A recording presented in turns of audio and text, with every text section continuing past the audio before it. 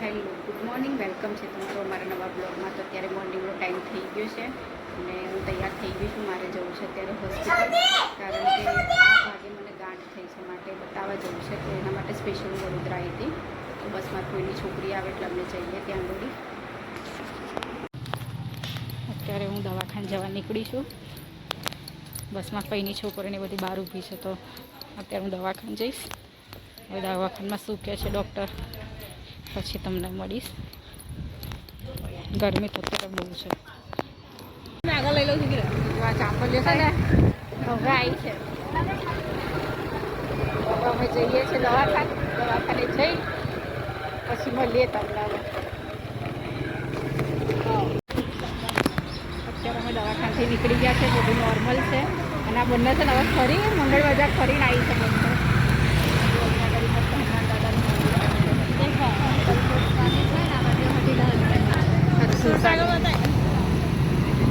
અમારું વડોદરાનું સૌંદર્ય સુરસાગર. એટલે મૂર્તિ આમ ફરી નહીં હતી, આપણે ફરી ગયા છે.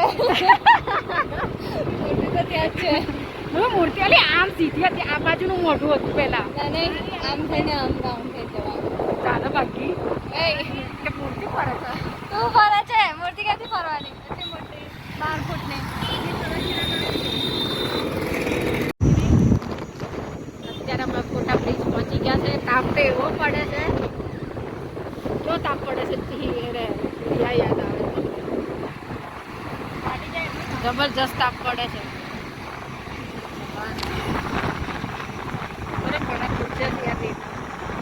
એવી ઉડી પણ મારી પર પાણીના છાંટા ઉડ્યાલી પણ.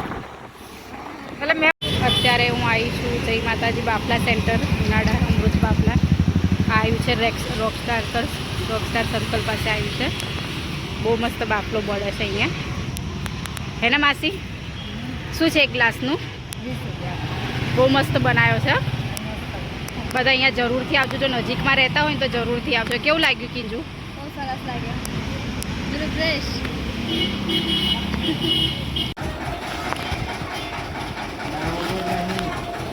અત્યારે આવ્યો છે શેરડીના રસવાળો, અને આજે વિશાલ તરફથી શેરડી રસ પીવડાવે છે. વિશાલ તરફથી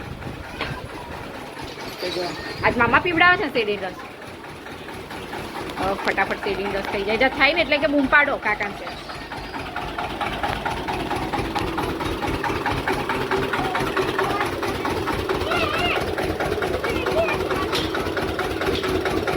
નથી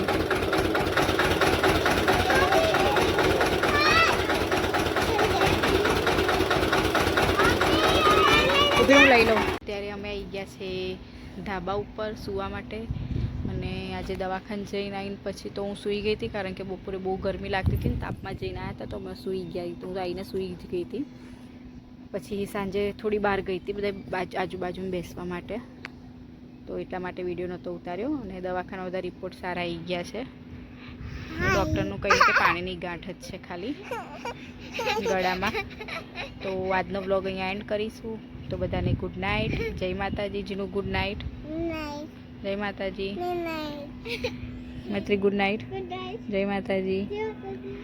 તો કાલે મળીશું ફરીથી નવા ફ્રેશ વ્લોગમાં. ત્યાં સુધી બધાને ગુડ નાઇટ. જય માતાજી.